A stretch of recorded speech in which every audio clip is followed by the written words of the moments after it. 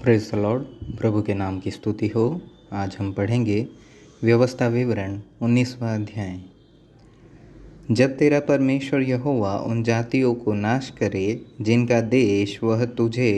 देता है और तू उनके देश का अधिकारी होके उनके नगरों और घरों में रहने लगे,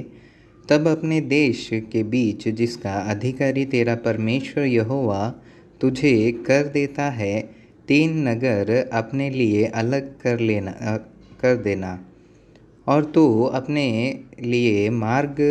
भी तैयार करना और अपने देश के जो तेरा परमेश्वर यहोवा तुझे सौंप देता है 3 भाग करना, ताकि हर एक खूनी वहीं भाग जाए, और जो खूनी वहाँ भागकर अपने प्राण को बचाए वह इस प्रकार का हो, अर्थात वह किसी से बिना पहले बैर रखे व उसको बिना जाने बूझे मार डाला हो। जैसे कोई किसी के संग लकड़ी काटने को जंगल में जाए और वृक्ष काटने को कुल्हाड़ी हाथ से उठाए, और कुल्हाड़ी बेंट से निकलकर उस भाई को ऐसी लगे कि वह मर जाए, तो वह उन नगरों में से किसी में भागकर जीवित रहे। ऐसा न हो कि मार्ग की लंबाई के कारण खून का पलटा लेने वाला अपने क्रोध में ज्वलन में उसका पीछा करके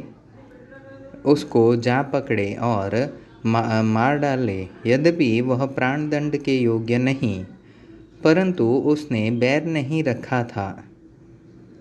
इसलिए मैं तुझे यह आज्ञा देता हूँ कि अपने लिए 3 नगर अलग कर रखना, और यदि तेरा परमेश्वर यहोवा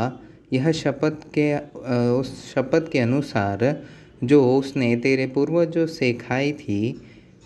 तेरे सिवानों को बढ़ाकर वह सारा देश तुझे दे, जिसके देने का वचन उसने तेरे पूर्वजों को दिया था। यदि तू इन सब आज्ञाओं के मानने में, जिन्हें मैं आज तुझको सुनाता हूँ, चौकसी रखे और अपने परमेश्वर यहोवा से प्रेम रखे और सदा उसके मार्गों पर चलता रहे, तो इन 3 नगरों से अधिक और भी 3 नगर अलग कर देना, इसलिए कि तेरे उस देश में जो तेरा परमेश्वर यहोवा तेरा निज भाग करके देता है, किसी निर्दोष का खून न बहाया जाए और उसका दोष तुझ पर न लगे। परंतु यदि कोई किसी से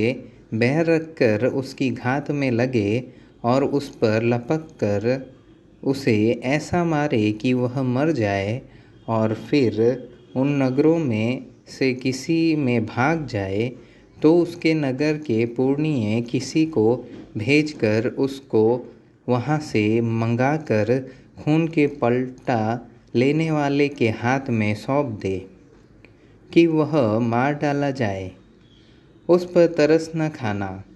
परंतु निर्दोष को खून का दोष इज़राइल से दूर करना, जिससे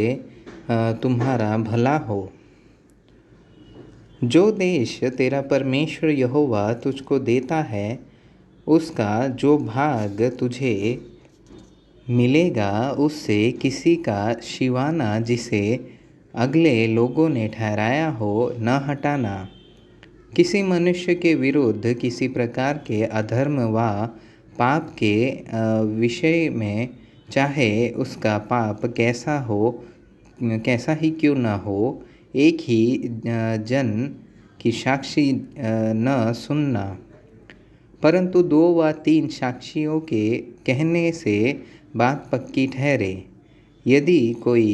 झूठी साक्षी देने वाला किसी के विरुद्ध यहोवा से फिर जाने की साक्षी देने को खड़ा हो, तो वे दोनों मनुष्य जिनके बीच ऐसा मुकदमा उठा हो, यहोवा के सम्मुख अर्थात उन दिनों के याजकों और न्यायियों के सामने खड़े किए जाए। तब न्यायी भली भांति पूछताछ करे और यदि वह निर्णय पाए कि वह झूठा साक्षी है और अपने भाई के विरुद्ध झूठी साक्षी दी है, तो अपने भाई की जैसी भी हानि करवाने की युक्ति उसने की हो, वैसी ही तुम भी उसकी करना। इसी रीति से अपने बीच में से ऐसी बुराई को दूर करना, और दूसरे लोग सुनकर डरेंगे और आगे को तेरे बीच फिर ऐसा बुरा काम नहीं करेंगे। और तू बिल्कुल तरस न खाना। प्राण की संति प्राण का, आँख की संति आँख का, दांत की संति दांत का, हाथ की संति हाथ का, पाँव की संति पाँव का दंड देना।